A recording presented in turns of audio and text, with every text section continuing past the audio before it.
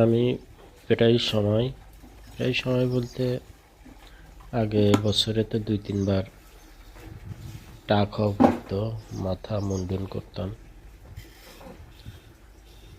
মাঝে মাঝে কখনো 1-2 মাস পর পরে করতাম, কিন্তু ইদানিং মানে বেশি করা হচ্ছে, চুল ফেলাই দেওয়া হচ্ছে বেশি।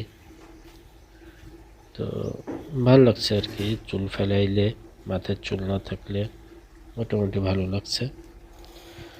এখন আরও অনেক সুযোগ সুবিধা আছে, গরম কম লাগে, বিভিন্ন মানে সুযোগ সুবিধা পাওয়া যায় আর কি, সুবিধা হয়, শরীরে স্বস্তি হয়।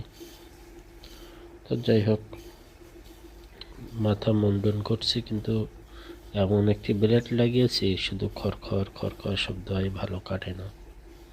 ব্লেডটা খুব পচা, খুব বাজে